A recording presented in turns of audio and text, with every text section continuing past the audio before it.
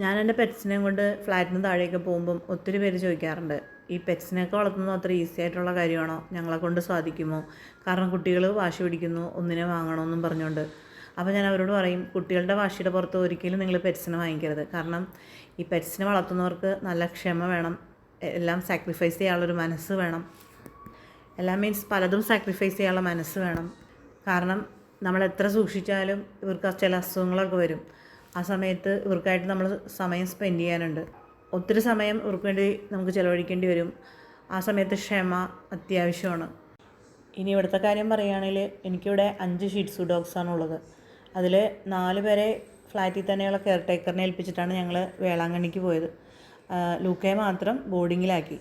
തിരിച്ചു വന്നപ്പോൾ മുതൽ ലൂക്കയ്ക്ക് വോമിറ്റിങ്ങാണ്. അവന് എന്ത് കഴിച്ചാലും ഛർദ്ദിച്ച് കളയും. അവസാനം ഹോസ്പിറ്റലിൽ കൊണ്ടുപോയി 2 ദിവസം ഡ്രിപ്പിട്ട് കിടത്തി, ഫുഡൊന്നും കൊടുക്കരുതെന്ന് പറഞ്ഞു. അങ്ങനെ വളരെയധികം സമയം നമ്മൾ ഹോസ്പിറ്റലും ചിലവഴിച്ചു. വീട്ടിൽ കൊണ്ടുവന്നാലും കുട്ടികളെ പോലെ തന്നെ കെയർ ചെയ്യണം. അപ്പം അങ്ങനെ കുറേ കാര്യങ്ങൾക്കായിട്ട് നമ്മൾ ഇവർക്ക് വേണ്ടി സമയം സ്പെൻഡ് ചെയ്യേണ്ടതായിട്ടുണ്ട്. അപ്പോൾ അതിനൊക്കെ ക്ഷമ വേണം. അതുപോലെ തന്നെ പല കാര്യങ്ങളും സാക്രിഫൈസ് ചെയ്യാൻ, ദൂരയാത്രകളൊക്കെ ഞാൻ പലതും ഒഴിവാക്കാറുണ്ട്. കാരണം തിരിച്ചു വരുമ്പോൾ ഇവർക്ക് ഡിപ്രഷനും അങ്ങനത്തെ പ്രശ്നങ്ങളൊക്കെ വരും നമ്മൾ മാറി നിൽക്കുന്നതുകൊണ്ട്. അതുകൊണ്ട് എല്ലാം അങ്ങനെ പല കാര്യങ്ങളും സാക്രിഫൈസ് ചെയ്യാനുണ്ട്. ചില യാത്രകളിൽ കൂടെ കൂട്ടാറുണ്ടെങ്കിലും ചില യാത്രകളിൽ നമുക്ക് ഒഴിവാക്കേണ്ടതായിട്ട് വരും. ആ സമയത്ത് ബോർഡിങ് മാത്രമായിരിക്കും ഒരാശ്രയം. പക്ഷേ മിക്ക അസുഖങ്ങളും വരുന്നത് ബോർഡിങ്ങിലാക്കിയതിന് ശേഷമാണ്.